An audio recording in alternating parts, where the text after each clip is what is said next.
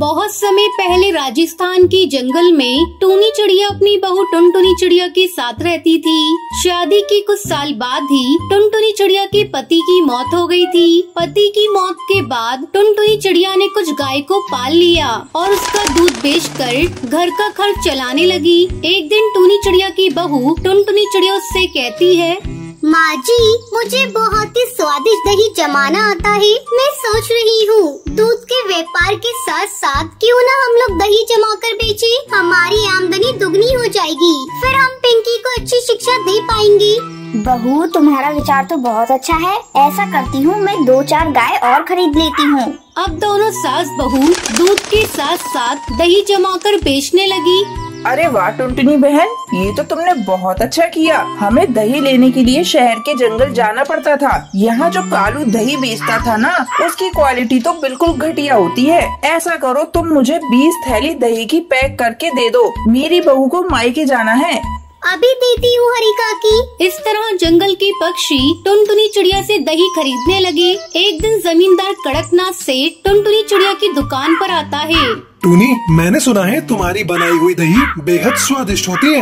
हाँ हाँ मालिक, आपने बिल्कुल सही सुना है। अब अपने मुँह से क्या तारीफ करूँ। ये लीजिए, इसे खाकर बताइए इसका स्वाद कैसा है। टुनटुनी चिड़िया जमींदार को दही खाने के लिए देती है। वाह वाह, इसका स्वाद बेहद लाजवाब है। बस मुझे ऐसी ही दही चाहिए। मेरे बेटे की शादी 2 दिन बाद है। मुझे दही बड़े बनवाने हैं, तो तुम मुझे 10 किलो दही दे देना। मिल जाएगा मालिक। ये सब देखकर कालू कौआ जल भुन जाता है। मैं इस टुनटुनी को नहीं छोड़ूंगा। इसकी वजह से मेरा धंधा चौपट हो गया। इसे तो मैं सबक सिखा कर रहूंगा। अगले दिन टुनटुनी चिड़िया अपनी सास टूनी के साथ मिलकर जमींदार के लिए दही जमाती है और उन्हें रखकर अपने गाय को दाना पानी देने दोनों सास बहू चली जाती हैं। उधर कालू कौआ बहुत सारे नींबू लेकर टुनटुनी चिड़िया के घर आता है और उनका रस निकाल कर रख लेता है। घर में किसी को न पाकर कालू कौआ बहुत खुश होता है। अब देखता हूँ ये टुनटुनी चिड़िया जमींदार को कैसे दही देती है। जब ये कड़वे दही बड़े जमींदार के मेहमान खाएंगे तो थू थू करने लगेंगे। फिर जमींदार इन दोनों सास बहू को मौत के घाट उतार देगा और मेरा रास्ता भी साफ हो जाएगा। इस तरह कालू कौआ साथ में लाए हुए नींबू के रस को सारे दही में मिला देता है और चुपचाप वहाँ से चला जाता है। थोड़ी देर बाद दोनों सास बहू गाय को दाना पानी देकर घर वापस लौटती है। माँ जी, अब जल्दी चलिए, हम लोग कड़कनाथ के यहाँ ये सारे दही के पैकेट पहुँचा देते हैं। तभी पिंकी चिड़िया स्कूल से घर वापस आ जाती है। माँ, मुझे ये दही दो ना, मुझे भी दही खाना है। नहीं बेटा, ये दही जमींदार के यहाँ देने हैं। बहू, जब पिंकी को दही खाने का मन है तो उसे 1 पैकेट दही का दे दे।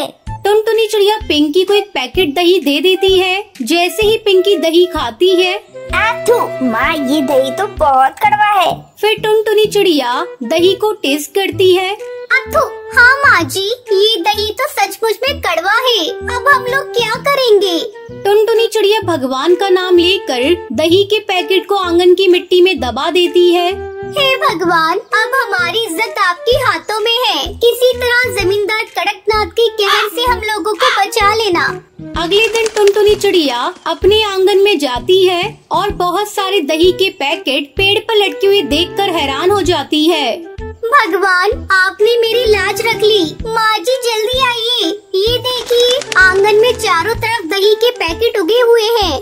टूनी चिड़िया भी दही के पैकेट पेड़ पर लटकते हुए देखकर हैरान रह जाती है। फिर जल्दी जल्दी दोनों सास बहू दही के पैकेट को तोड़ती हैं और जमींदार के घर पहुंचा देती हैं। उस दिन के बाद से टुनटुनी चिड़िया उस पेड़ पर लटके दही के पैकेट को भी अपनी दुकान पर बेचने लगती है। सभी उस दही को खाकर तारीफ करते हैं। इस तरह टुनटुनी चिड़िया अपने परिवार के साथ खुशी खुशी रहने लगती है।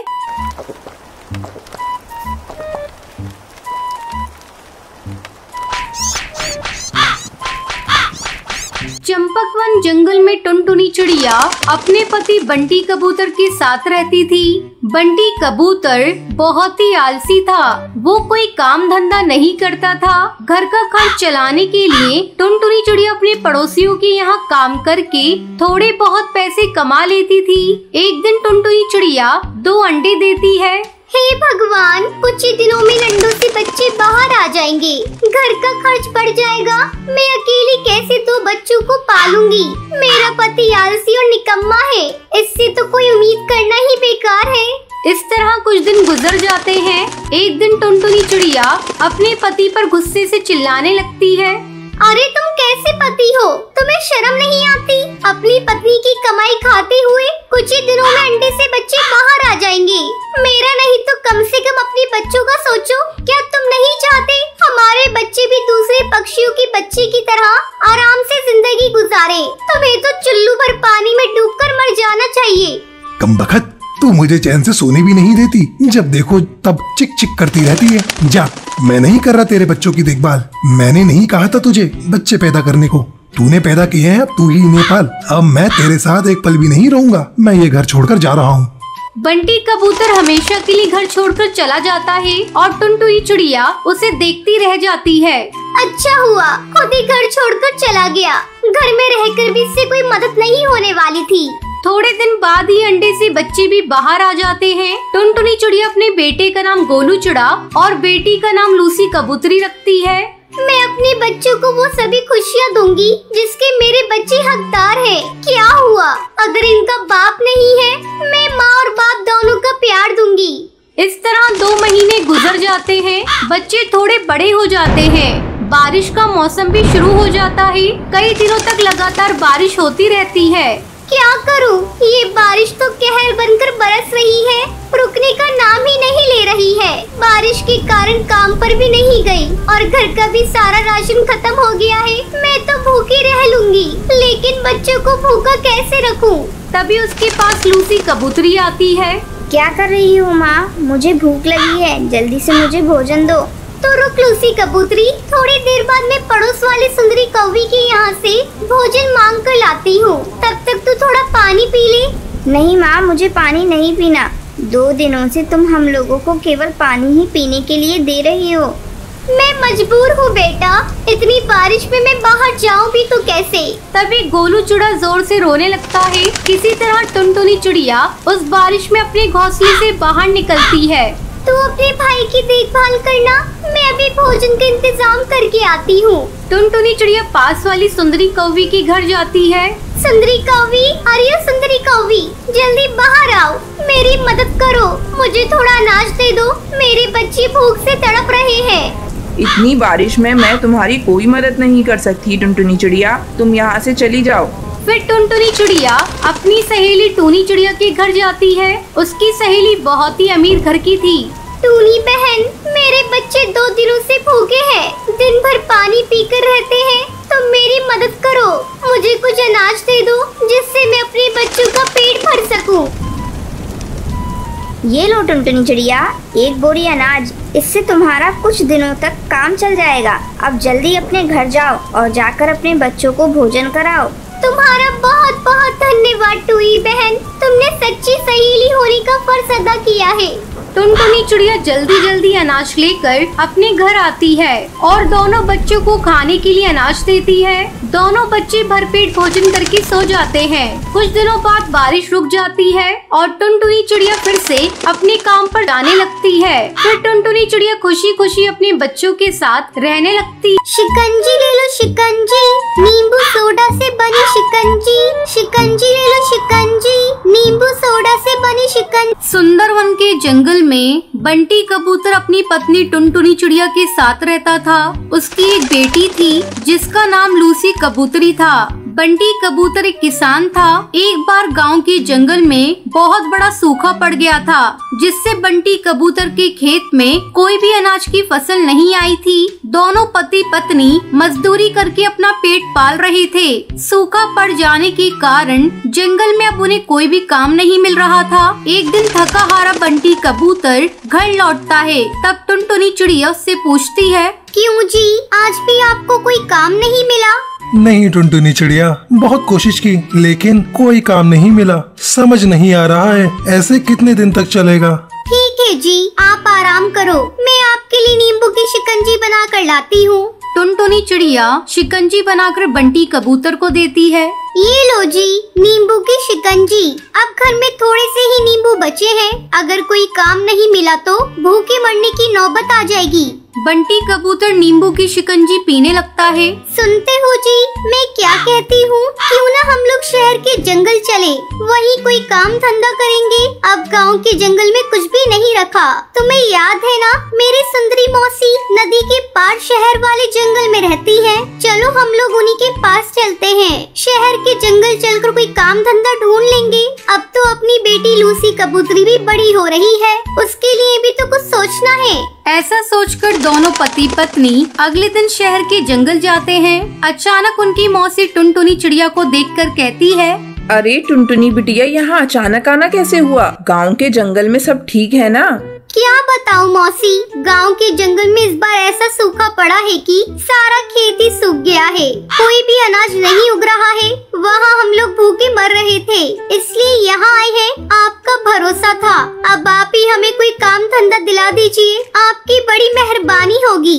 अच्छा किया बिटिया, जो अपने परिवार के साथ यहाँ आ गई। अब तुझे चिंता करने की कोई जरूरत नहीं। अच्छा बिटिया, ये बता, तू गांव के जंगल से मेरे लिए क्या लेकर आई है? मौसी, मैं कुछ नींबू लेकर आई हूँ। यही घर में थोड़े बहुत बचे थे। ऐसा करती हूँ मौसी, मैं सबके लिए नींबू की शिकंजी बना देती हूँ। गर्मी बहुत है, सभी एक एक गिलास पी लेंगे। हाँ हाँ बेटी, जल्दी बना। नींबू की शिकंजी पिए बहुत दिन हो गए। टुनटुनी चिड़िया शिकंजी बनाने लगती है। तभी सुंदरी कौवी की पड़ोसन बबली कबूतरी उसके घर आती है। अरे सुंदरी बहन, ये तुम्हारे यहाँ कौन आया है? बबली बहन, ये मेरी भांजी है। गांव के जंगल से शहर के जंगल आई है और अब यहीं काम धंधा करेगी। तभी टुनटुनी चिड़िया सभी को शिकंजी देती है। नींबू की शिकंजी पीकर बबली कबूतरी कहती है, अरे वाह, ये शिकंजी तो बहुत ही स्वादिष्ट है। किस चीज से बनी है? बबली बहन, ये नींबू और सोडे की शिकंजी है। शहर के जंगल में तो कहीं भी ऐसी शिकंजी नहीं मिलती। बबली कबूतरी की बात सुनकर टुनटुनी चिड़िया की मौसी कहती है, तू ऐसा कर टुनटुनी बेटी, एक शिकंजी का ठेला लगा ले। यहाँ किसी को ऐसी शिकंजी बनानी नहीं आती। देखना, तेरे ठेले पर सुबह से ही भीड़ लगनी शुरू हो जाएगी। टुनटुनी चिड़िया और बंटी कबूतर को ये बात पसंद आ जाती है। अगले दिन वो सुंदरी कौवी से थोड़ा उधार लेकर अपना ठेला लगाते हैं और नींबू की शिकंजी बेचने लगते हैं। शिकंजी ले लो शिकंजी, नींबू सोडा से बनी शिकंजी। शिकंजी ले लो शिकंजी, नींबू सोडा से बनी शिकंजी। टुनटुनी चिड़िया की आवाज सुनकर उसके ठेले पर हरी काकी आती है।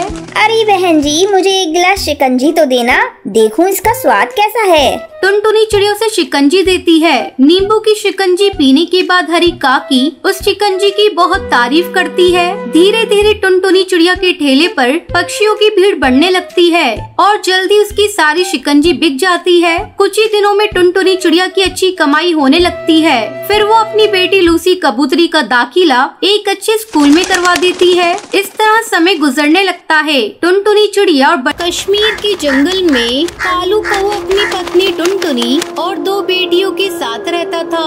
कालू कौवा बहुत ही मेहनती था। वो कश्मीर के जंगल में मूंगफली बेचा करता था। इस काम में उसकी पत्नी टुनटुनी चिड़िया उसका हाथ बटाती थी। एक दिन जब कालू कौवा मूंगफली बेचकर घर आया, क्या बात है जी, कई दिनों से देख रही हूँ। सुबह जब तुम मूंगफली बेचने जाते हो तो खुश दिखाई देते हो, लेकिन घर लौटते हो तो उदास दिखते हो। ऐसी क्या बात है? क्या आजकल मूंगफली का धंधा अच्छा नहीं चल रहा है? अरे आसपास अब और कोई मूंगफली बेचने वाले आ गए हैं, इसलिए मेरी बिक्री बहुत कम हो गई है। समझ में नहीं आता घर का खर्च कैसे चलेगा। तभी उसकी बेटी भूरी चिड़िया वहाँ आती है। पापा, कल मेरे टीचर ने आपको स्कूल में बुलाया है और मेरी फीस जमा कराने को बोला है। 2 महीने से मेरी फीस जमा नहीं हुई है। ठीक है भूरी, तू कल जा स्कूल और अपने टीचर से बोल देना, मैं जल्द ही सारी फीस जमा कर दूंगा। अब हाथ पर हाथ रखकर बैठने से कुछ नहीं होगा जी, हमें कोई दूसरा धंधा करना होगा। इस तरह कुछ दिन बीत जाते हैं। कालू कौवे की मूंगफली का धंधा बिल्कुल ठप पड़ जाता है और घर में खाने पीने की तंगी होने लगती है। कुछ दिनों बाद रक्षाबंधन का त्योहार था। टुनटुनी का भाई गोलू चिड़ा अपनी बहन से राखी बनवाने उसके घर आता है। क्या बात है दीदी, आज रक्षाबंधन का दिन है, तुम इतनी उदास क्यों हो? और जीजा जी कहाँ हैं? कहीं दिखाई नहीं दे रहे हैं। तुमसे तुमसे क्या छिपाना भैया, आजकल हम लोग बहुत बड़े संकट से गुजर रहे हैं। इनका मूंगफली का धंधा पूरी तरह से ठप हो चुका है। अब समझ में नहीं आ रहा कि कैसे घर चलेगा। भूरी और बुलबुल की पढ़ाई भी छूट गई है। घर में जो भी थोड़े पैसे थे वो भी खत्म हो गए। मन करता है अब मूंगफली का धंधा बंद करके कोई दूसरा धंधा शुरू कर दूं। ऐसा करो, तुम सब मेरे साथ शहर के जंगल चलो, वहाँ मैं तुम्हें अपना ठेला दे दूंगा। वैसे भी वो अब खाली पड़ा रहता है। अपने भाई के मुंह से ये सारी बातें सुनकर टुनटुनी चिड़िया की आंखों में आंसू आ जाते हैं। भैया, आज तुमने रक्षाबंधन के दिन बहुत बड़ा तोहफा दिया है मुझे। अरे कहाँ हो जी, यहाँ आओ। ये देखो, मेरा भाई गोलू आया है। टुनटुनी चिड़िया की आवाज सुनकर कालू कौवा वहाँ आता है। क्या बात है, इस तरह क्यों चिल्लाकर मुझे बुला रही हो? ऐसा लगता है जैसे तुम्हें कोई बहुत बड़ा खजाना मिल गया। हाँ, खजाना ही तो मिला है मुझे। मेरा भाई हम लोगों को शहर के जंगल ले जाने के लिए तैयार है। चलो अब चलकर वही मूंगफली का धंधा करना। अगर किस्मत ने साथ दिया तो शहर के जंगल में हमारा धंधा अच्छा चलेगा। फिर टुनटुनी चिड़िया अपने पूरे परिवार के साथ शहर आ जाती है। कालू कौवा शहर के जंगल में मूंगफली का ठेला लगाता है। मूंगफली ले लो, मूंगफली ताजी ताजी गर्मा गर्म मूंगफली, भुनी हुई मूंगफली ले लो। बाजार के बीचों बीच मूंगफली का ठेला होने के कारण सभी जंगल के पक्षी कालू कौवे की मूंगफली के ठेले पर आते हैं। मूंगफली वाले भैया, एक प्लेट गर्मा गर्म मूंगफली देना तो। बस 2 मिनट मुझे दीजिए, मैं आपको अभी मूंगफली गर्म करके देता हूँ। अरे भाई, मेरे लिए गर्मा गर्म और नमक डाल के 1 प्लेट मूंगफली देना। देखूं तेरी मूंगफली में कश्मीर के जंगल वाला स्वाद है या नहीं। अरे भैया, आपको बिल्कुल कश्मीर के जंगल वाला ही स्वाद मिलेगा, पहले खा कर तो देखिए। आज कालू कौवे की अच्छी कमाई हुई थी, वो बहुत खुश था। एक दिन कालू कौवा अपनी मूंगफली का ठेला रेलवे स्टेशन के पास लगाता है। मूंगफली ले लो, मूंगफली ताजी ताजी गर्मा गर्म मूंगफली, भुनी हुई मूंगफली ले लो। वहाँ भी उसके ठेले पर मूंगफली खाने वाले पक्षियों की भीड़ लग जाती है। टुनटुनी चिड़िया की दोनों बेटियाँ अच्छे स्कूल में पढ़ने लगती हैं। अब उनके जीवन में कोई कमी नहीं थी। उनका पूरा परिवार खुशी खुशी अपनी जिंदगी बिताने लगता है।